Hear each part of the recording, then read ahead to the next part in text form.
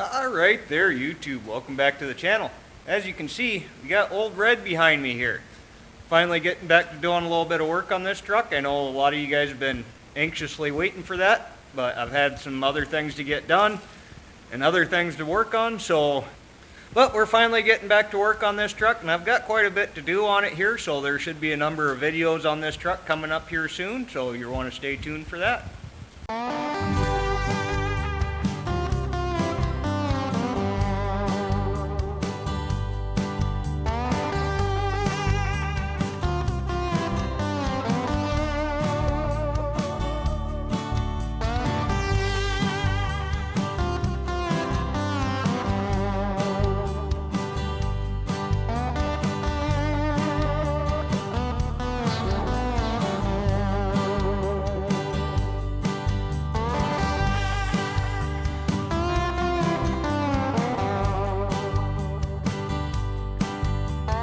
Today's video, we're going to be replacing this AC condenser.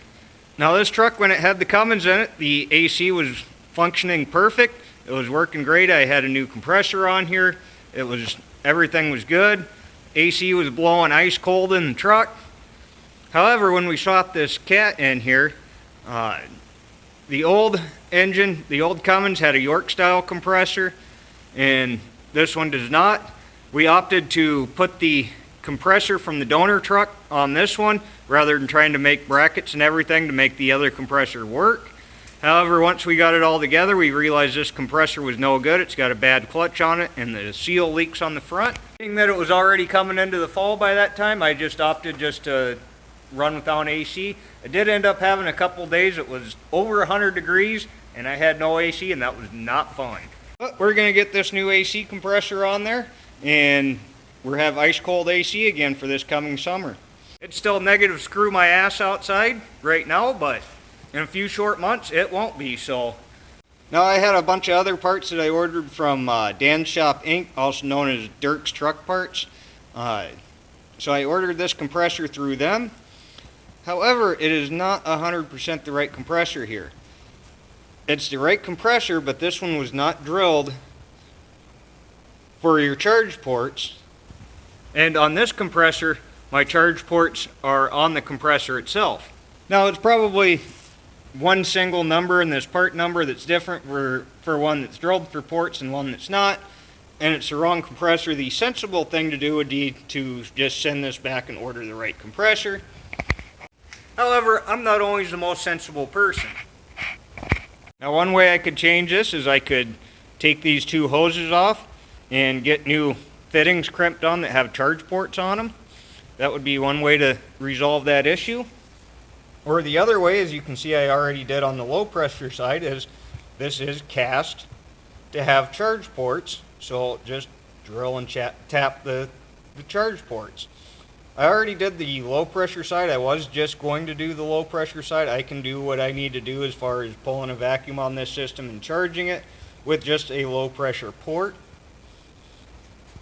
However, after taking this apart and doing that, I've decided I'm going to go ahead and take it back apart again and drill a high pressure port.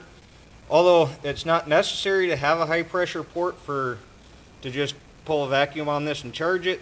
It can come in quite handy at times as far as diagnostics. So I decided, well, I've got the tools out, I've got the drill bits out, I've got the tap out.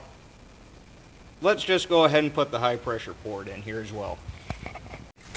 Well, we're just going to go ahead and pull this back cover back off again.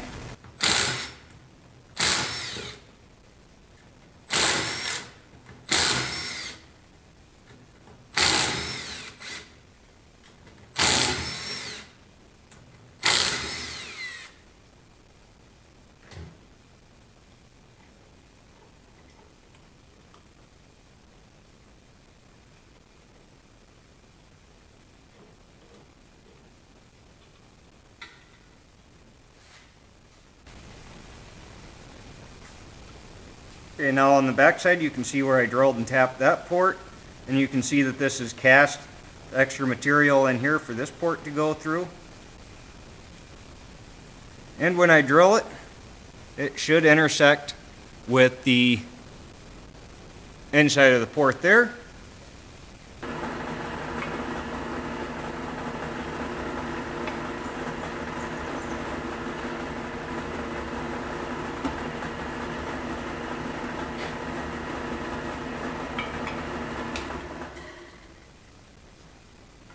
Now you're going to want to be pretty careful not to over drill this, because if you pop out the backside here, this part would be ruined. So just drill it till, let's see if I can get you in focus here.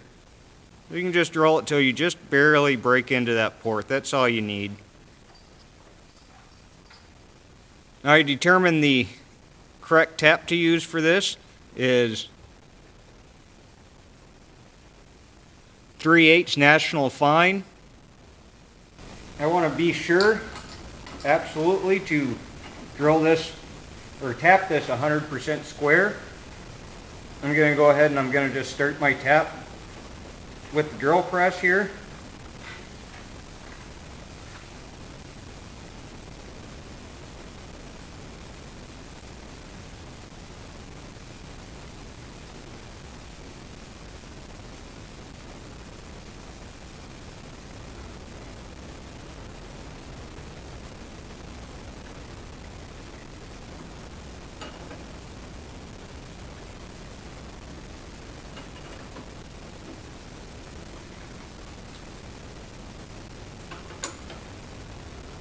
Now this is aluminum, so it does tap pretty easily. Now that the tap is started, I can go ahead and loosen the chuck.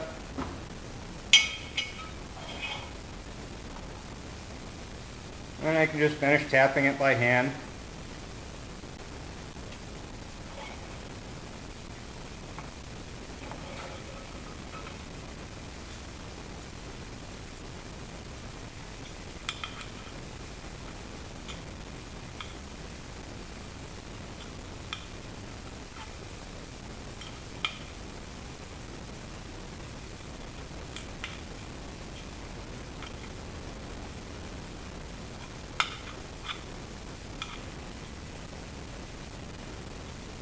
Okay, so now we've got both of our ports installed, thoroughly cleaned everything. I did have to go back in this one with the bottom tap, just as it's kind of a blind hole, it's not drilled.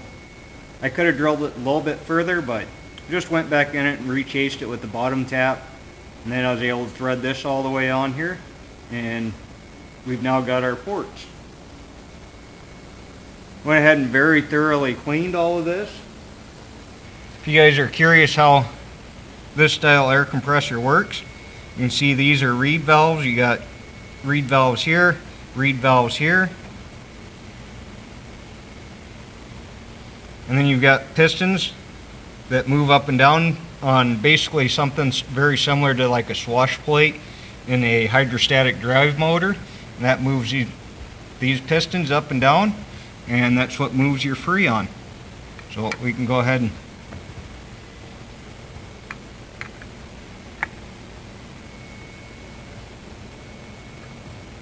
set that back down on the dowels.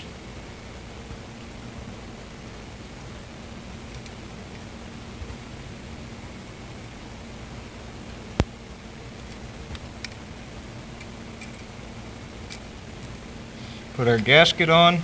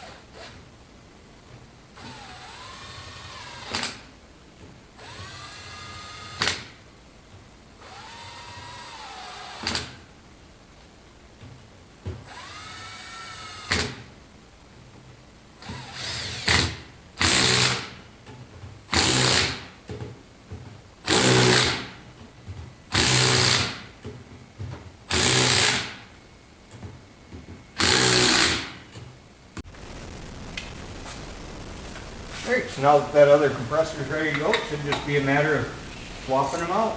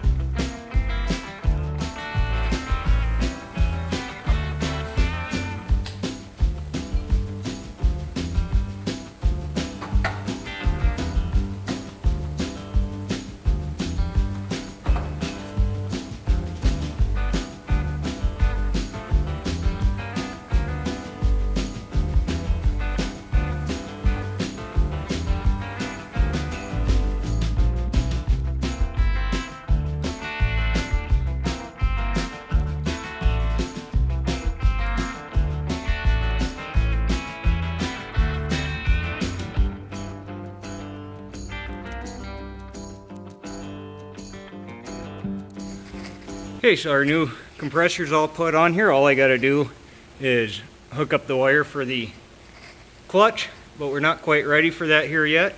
Got my gauge set hooked up to my ports. I'm gonna pull a vacuum on the system, make sure we don't have any leaks.